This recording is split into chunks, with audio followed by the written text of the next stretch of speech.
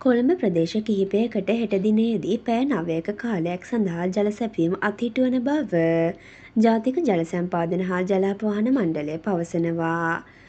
ඒ අනුව 18 වනදා පෙරවරු 10 සිට පස්වරු 7 දක්වා කාලය තුළ මෙලෙස ජල සැපයීම අත්හිටුවන බවයි එම මණ්ඩලය සඳහන් කරන්නේ.